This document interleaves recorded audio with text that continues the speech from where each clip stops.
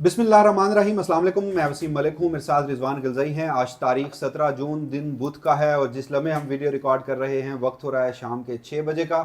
आज की इस वीडियो में कुछ अहम तरीन डेवलपमेंट्स के साथ आपकी खिदमत में हाजिर हुए हैं। आपसे इल्तमास है कि वीडियो को आखिर तक ज़रूर देखिएगा। जनाब, सवाल है कि क्या खैबर पख्तूनख्वा हुकूमत इमरान खान से मुलाकात के बगैर बजट मंजूर करेगी, और अगर करेगी तो क्या वो 3 माह का होगा या फिर 1 साल का? पाकिस्तान तहरीक इंसाफ इस मुतालिक क्या फ़ैसला कर चुकी है? दूसरा ये कि गुज़श्ता चंद दिनों में ये खबरें सामने आई थी कि अली अमीन गंडापुर साहब जो हैं वो सीएम बनने के लिए पर तोल रहे हैं, और सुहेल आफरीदी और उनके दरमियान खासी महाजराई दिखाई गई थी और कहा गया था कि कुछ नाराज़ अरकान जो हैं वो अली अमीन गंडापुर उनको लीड कर रहे हैं। तो अब कुछ पसे पर्दा कोशिशें हुई हैं सुहेल आफरीदी साहब से सुलह की, वो मामला कहाँ तक पहुँचा है? और फिर एक और इंकशाफ आज सामने आया है कि एक मरतबा 9 मई के केसेस से मुतालिक जब गुफ्तगू हो रही थी तो field marshal general Syed Asim Munir की हंसी निकल गई। ये क्या माजरा है?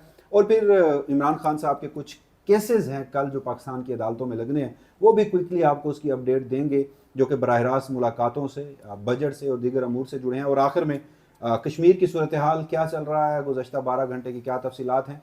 वीडियो का बाकायदा आगाज़ करते हैं रिजवान गिलज़ई साहब। वैसे मेरी ऑनेस्ट ओपिनियन, बहुत सारे लोग इससे इख्तलाफ भी कर सकते हैं। आप एक सूबा चला रहे हैं, आप वहाँ के चीफ एग्जीक्यूटिव हैं, 4.5 करोड़ लोगों का सूबा है। अली अमीन गंडापुर साहब भी और सुहेल आफरीदी साहब भी, वो इमरान खान साहब, उनकी नेशनल लेवल की पॉलिटिक्स, इमरान खान साहब का स्टांस, मिलिट्री इस्टेब्लिशमेंट से उनकी महाजराई और सूबे की गवर्नेंस, दोनों में ही हर वज़ीर आला फंस के रह जाता है। अली अमीन गंडापुर साहब पे भी यही इल्ज़ाम थे, सुहेल आफरीदी साहब आए, उनके ऊपर भी ये इल्ज़ाम। बजट को मशरूत कर दिया गया इमरान खान साहब से मुलाकात। अब मुलाकात नहीं हो पा रही। पाकिस्तान तहरीक इंसाफ अब गूम गूम की कैफियत में, बैरिस्टर गौर और अली जफ़र कह रहे हैं 1 साल का बजट होगा, सलमान अकरम राजा साहब कह रहे हैं 3 माह का बजट होगा। बजट देना पख्तूनख्वा असम्बली ने है, यानी फैसला सुहेल आफरीदी और उनकी काबीना ने करना है। क्या फैसला हुआ है, क्या होने जा रहा है?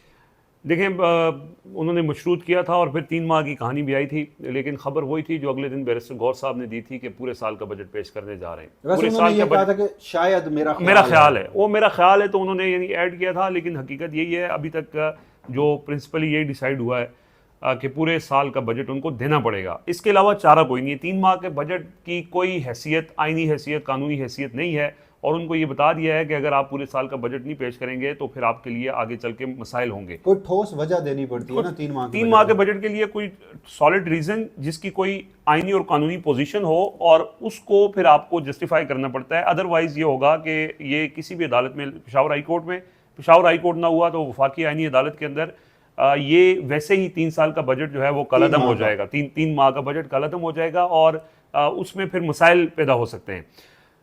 ये ज़रूरत क्यों पेश आई? ये 3 माह इमरान खान से मुलाकात, ये एक मौका था। आपने पहली दफ़ा सुना लीमा खान साहिबा डयाला जेल के बाहर बैठी थी सुहेल आफरीदी के साथ गुफ्तगू में, उन्होंने कहा कि अगर इमरान खान से मुलाकात नहीं करवाते तो आप खैबर पख्तूनख्वा का बजट ही ना पेश करें। और वहाँ से ये सिलसिला शुरू हुआ, और फिर जब वफाक ने कटौती की बात की तो वहाँ पर सुहेल आफरीदी ने बात की कि इमरान खान से मुलाकात करवाई जाए। ये एक प्रेशर था कि इस वक्त इस बजट में जब यहाँ पीपल्स पार्टी अपने लिए बहुत कुछ ले गई है, तो शायद हम भी एक सिस्टम का हिस्सा है, तो हम सिस्टम से हासिल कर सकते हैं इमरान खान तक रसाई है। इमरान खान की रिहाई तो खैर बहुत दूर की बात है, लेकिन वो प्रेशर डेवलप नहीं हो सका है। मतलब मौजूदा निज़ाम इस हवाले से बहुत क्लियर है कि आप प्रेशर डाल के हमारे ऊपर आप कुछ नहीं ले सकते। बातचीत इस वक्त जारी है, मुसलसल जारी है, इंगेजमेंट हो रही है, उसमें चीज़ें तय हो रही हैं, और उसमें ये कहा जा रहा है कि आप बजट पेश करें। हमने आपको वैसे ही कहा हुआ है कि जून गुजारें, जुलाई में आपके लिए चीज़ें बेहतर हो जाएंगी। लेकिन अब सुहेल आफरीदी फंस गए हैं। उन्होंने अलीमा खान साहबा जो इमरान खान की बहन है, उनकी बात को भी वैल्यू करना है। पाकिस्तान तहरीक इंसाफ के कारकुनान हो, सोशल मीडिया हो, सबका एक प्रेशर बना हुआ है कि आप पे ना चीज़ें ना, माजरत आपको रोक रहा हूँ, चीज़ें ना पाकिस्तान तहरीक इंसाफ की बाहर की क़यादत ना, अब ये उनकी कम अकली, कम फहमी, लीडरशिप क्वालिटीज़ ना होना, आप उसको कोई वजूहत दे सकते हैं, या फिर ये जानते बूझते किया गया है।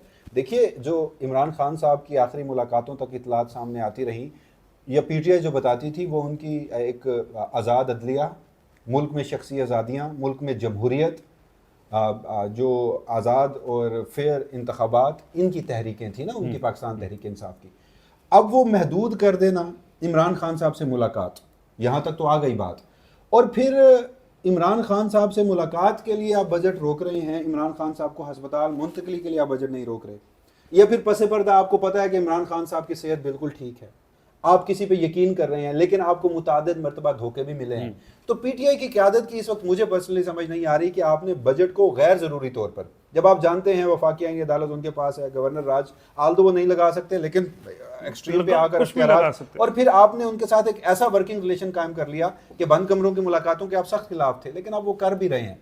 तो फिर उस सब में इस सब को जोड़ना और at the end of the day आपको 1 साल का बजट पेश करना भी पड़े, जो कि आप करेंगे, तो फिर आप अपना एक ऐसा इमेज जाहिर कर रहे हैं कि आप हर सतह पर सरेंडर कर रहे हैं। तो उसमें चाहे वो लीडरशिप क्वालिटी हो, नैरेटिव की जंग हो, या बहुत सारे मामलात हों, उसको कहाँ इमरान खान साहब जो बातें किया करते थे और कब ये पॉलिटिकल लीडरशिप जहाँ उसको लेके आई है। खैर, अब गुज़श्ता चंद दिनों में ये खबरें आई, अली अमीन गंडापुर साहब सीएम बनना चाहते हैं, नाराज़ अरकान उनके साथ हैं, कुछ सामने भी आए, लेकिन कहानी ये निकली कि वो गवर्नमेंट तो नहीं टॉपल करना चाहते, लेकिन वो सुहेल आफरीदी से एक्चुअली नाराज़ हैं।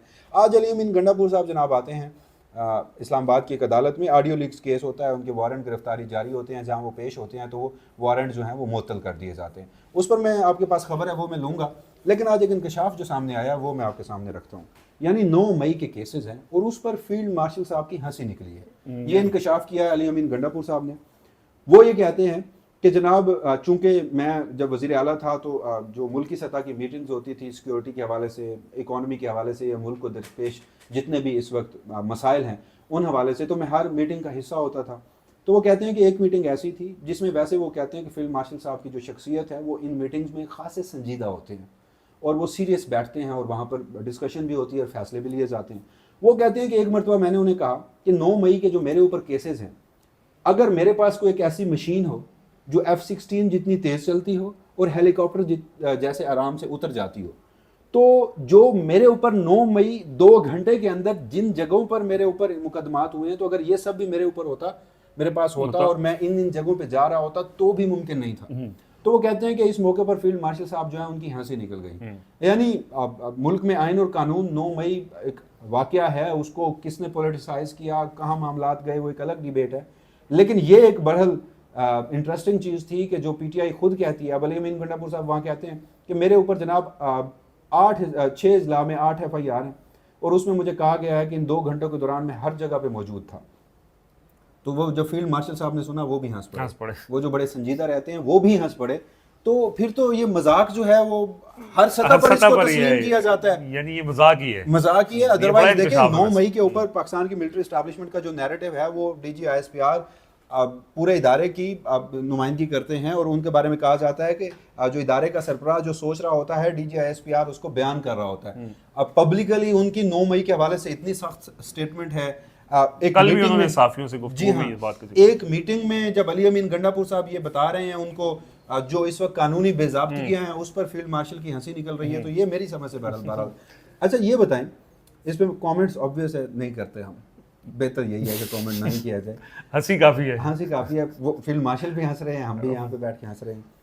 सुहेल आफरीदी साहब और अली अमीन गंडापुर साहब की कोई आपस में मुफाहमत की बातें चल रही हैं? हाँ जी, ये इस पे ज़रा मैं बात करने से पहले आपने एक बात की कि आप ये जो बजट वाले मामला है ना, आपने पहले लोगों की उम्मीदें ऊपर ले गई कि हम बजट मंजूर नहीं करेंगे और अब आपको करना पड़ेगा। उसमें प्रॉब्लम ये है कि पहले ही अगर ये चीज़ें क्लियर हो जाती तो ये सुबकी न उठानी पड़ती। दूसरा मसला सर इसके अंदर जो है, ये इसके ऊपर लोग खुल के बात नहीं करते। हकीकत यही है कि यकसुई नहीं है, इमरान खान की बहनें कुछ और सोचती हैं, पीटीआई की क़यादत कुछ और सोचती है, खैबर पख्तूनख्वा के वज़ीर आला कुछ और सोच रहे होते हैं, इस्टेब्लिशमेंट के साथ जो लोग इंगेज हैं वो कुछ और सोच रहे होते हैं, और इसमें कहीं ना कहीं ये सारे ऑल ओवर द प्लेस हैं। एक का मुँह इधर है, एक का मुँह इधर है, और जब कोई चीज़ तय होती है और उसमें फिर ये प्रॉब्लम क्रिएट हो सकती है।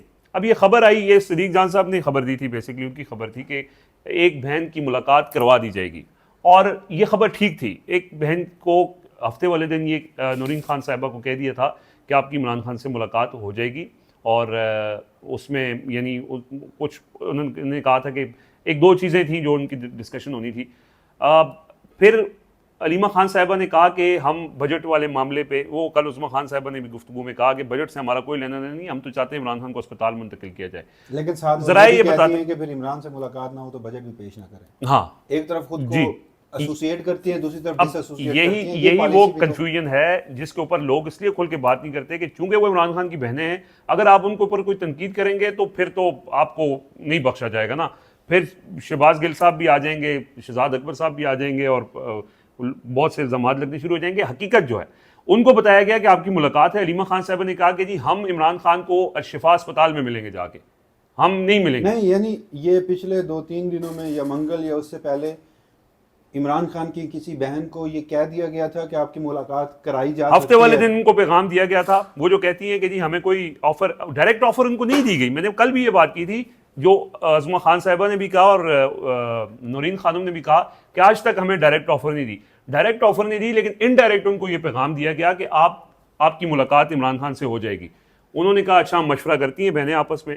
अलीमा खान साहिबा ने कहा जी हम नहीं करेंगे मुलाकात किसी सेटलमेंट के जरिए, यानी अस्पताल मुंतकिल करेंगे तो फिर मुलाकात होगी। फिर ये हुआ कि उन्होंने कहा अच्छा मंगल वाले दिन मुलाकात कर देते हैं। उन्होंने मंगल वाले दिन के लिए कहा जी 10,000 लोग आएंगे वहाँ पे और अवामी प्रेशर होगा और उसके नतीजे में हम मुलाकात करेंगे।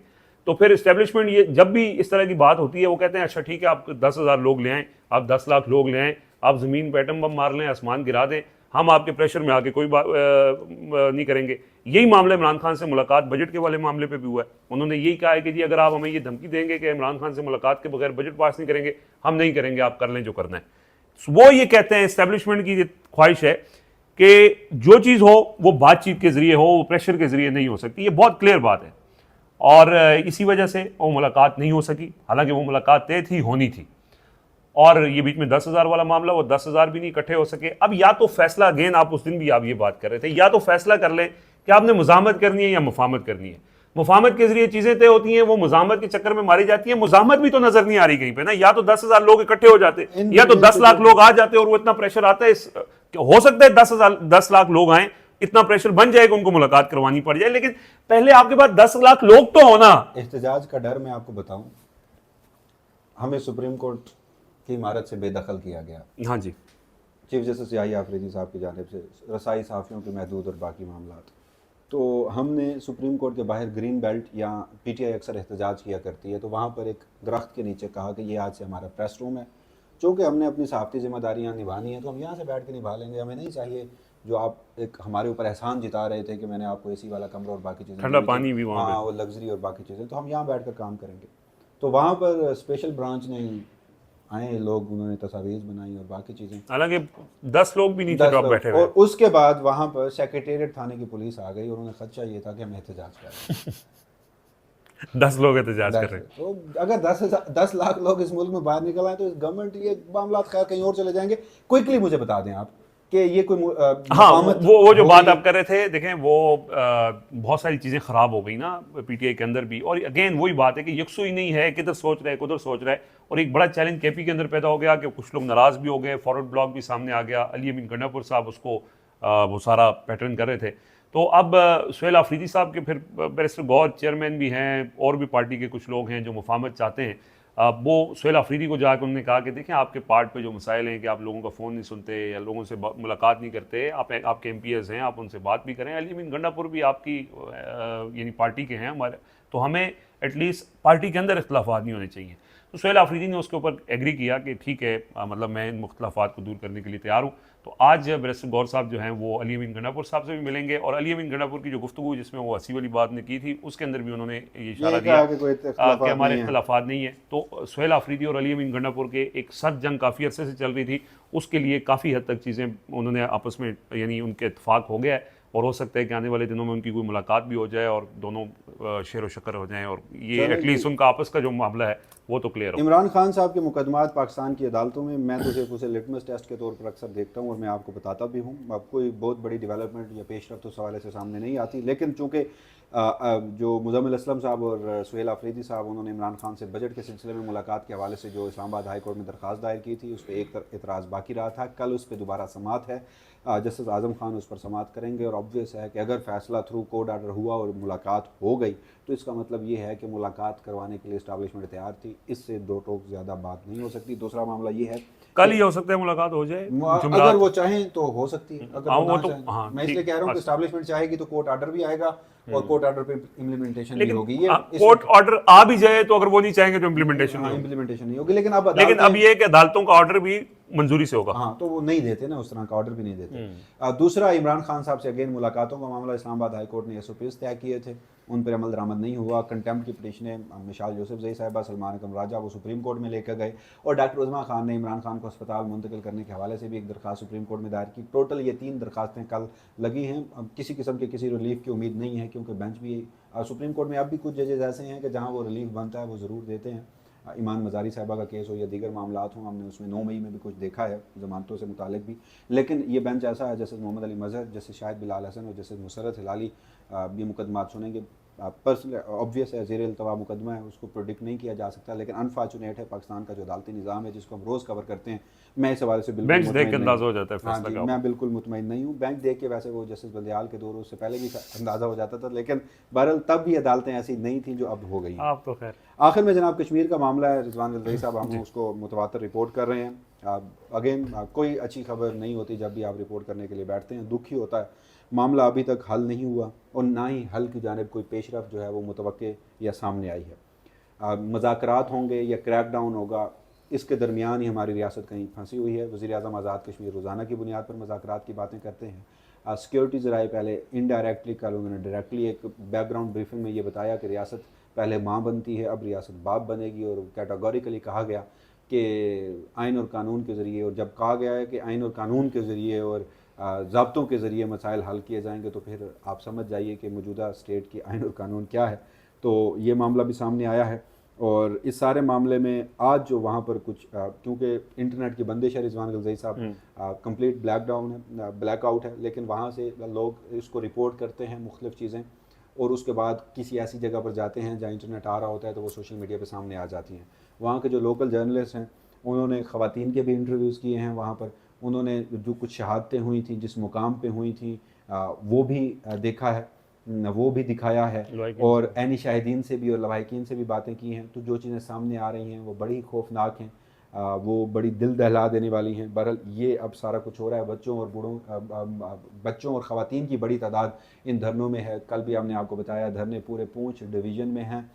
मरकज़ी धरना रावलाकोट में है, वो इस वक्त है। लोग पीछे हटने को तैयार नहीं हैं। रियासत क्रैकडाउन करने को तैयार है, लोग पीछे हटने को तैयार नहीं हैं। तो अगेन सूरत हाल इंतहाई अफसोसनाक है। आज एक मरतबा फिर, ये तो वहाँ का था, जो स्टेट नैरेटिव है वो मैं आपके सामने रखता और हूँ। पूरी रियासत में सारा कुछ बंद है, बंद हड़ताल है, पहिया ताहाल जाम हड़ताल है। हाँ। आज 7वें दिन भी हड़ताल जो है, 8वें दिन यानी 9 जून से भी अगर आप काउंट करें तो मुकम्मल हड़ताल है। आज भी मुजफ्फराबाद के जो विजुअल सामने आए हैं वो मुकम्मल तौर पर बंद हैं। आज टीवी चैनल्स पर खबरें चली हैं एक तरफा, कुछ हमारे मेन स्ट्रीम के बड़े सहाफ़ी हैं सोशल मीडिया पे, उन्होंने दहशतगर्द, रा का एजेंट और पता नहीं क्या कुछ कहा कश्मीरियों को। रोज़ाना की बुनियाद पर एक तरफा रिपोर्टिंग होती है। आज भी एक खबर चली है जिसमें कहा गया है कि मीरपुर में कलदम जॉइंट अवामी एक्शन कमेटी के सरगना के घर मशकूक सरगर्मियों का इंकशाफ हुआ है, असला बरामद हुआ है। कानून नाफिज करने वाले इदारों ने डडियाल मीरपुर में कलदम तंजीम की कोर कमेटी के मेंबर मेहरान के घर पर छापा मारा है। ये ख्वाजा मेहरान एडवोकेट हैं। तलाशी के दौरान घर से 1 अदद ड्रोन, 12 बोर गन, गोलियां, एक पिस्तौल समेत इस्लामाबाद पुलिस से छीना गया हेलमेट और मशकूक सामान बरामद हुआ है। और ये भी बताया गया कि जब वो यहाँ से निकले तो उनका मुलाजिम कह रहा है कि वो चर्स भी साथ लेकर निकले, असला भी एम्बुलेंसेज में और मुजफ्फराबाद। तो बहरहाल ये एक तरफ की खबर है। अब दूसरी तरफ उसको लोग कैसे ले रहे हैं वो मैं आपके सामने रख देता हूँ। वो कहते हैं कि अगर आपने इतना सब कुछ करके भी एक मुर्गियाँ मारने वाला कारतूसी जो राइफ़ल है वो बरामद कर ली है, और 4 तिम्बर के डंडे जो है वो आपने बरामद कर लिए हैं, तो फिर वहाँ लोग ये इस बात को लिटरली लोग जो हैं उस पर खासे गुस्से में भी हैं कि किस तरह से उन्हें दहशतगर्द इंडियन एजेंट, रा का एजेंट जो है वो पोर्ट्रे किया जा रहा है। वहाँ से पाकिस्तान के हक़ में पाकिस्तान से मोहब्बत करने वाले नारे भी अगेन वो लगा रहे हैं, और वो कह रहे हैं कि हम पाकिस्तानी हैं। तो सिचुएशन अगेन इंतहाई वर्स्ट है, सैनिटी बिल्कुल प्रवेल नहीं हो रही, डेवलपिंग स्टोरी है। और इसी आखिर में रिजवान गलज़ई साहब उम्मीद और इसी दुआ के साथ रोज़ ही दुआ कि जो भी हो अवाम पाकिस्तान के लिए, अवाम कश्मीर के लिए बेहतर हो, सैनिटी कहीं प्रवेल करे, मज़ाकरात के लिए ज़रिए रास्ता निकले। वो जो है कायदे इनकलाब मियां मोहम्मद नवाज शरीफ साहब, उन्होंने कल एक इजलास बुलाया था। मैं तो शायद उसमें बड़ा हुआ कि कश्मीर की सिचुएशन पे उन्होंने ये मामला अपने हाथ में ले लिए। बाद में पता चला कि कश्मीर में आइंदा इंतखाबात के सिलसिले में टिकटें किसने देनी है वो उन्होंने वो किया। खैर आज उन्होंने कहा कि जी जो मुजाहिरीन शहीद हुए हैं वो भी हमारे अपने, सिक्योरिटी फोर्सेज वाले भी हमारे अपने। हाँ जी, लेकिन सब के लिए उन्होंने फातह खानी भी की और दुआ भी की। तो मियाँ मोहम्मद नवाज शरीफ 3 बार के साबिक वज़ीर आज़म हैं, इस वक्त उनके भाई वज़ीर आज़म हैं, उनकी बेटी वज़ीर आला हैं, उनके जो समधी हैं वो डिप्टी वज़ीर आज़म हैं। अगर वो बैठ के दुआ कर रहे हैं कि मसले का कोई हल निकल सके, तो हम तो सिर्फ रिपोर्ट करते हैं, तो हम भी बैठ के यही दुआएं करेंगे, क्योंकि अगर उनके हाथ में भी कुछ नहीं है तो एक सहाफ़ी का काम तो सिर्फ रिपोर्ट करना होता है। तो बहरहाल इसी उम्मीद और इस दुआ के साथ कि जो भी हो बेहतर हो, इजाज़त दीजिएगा। अल्लाह के बाद।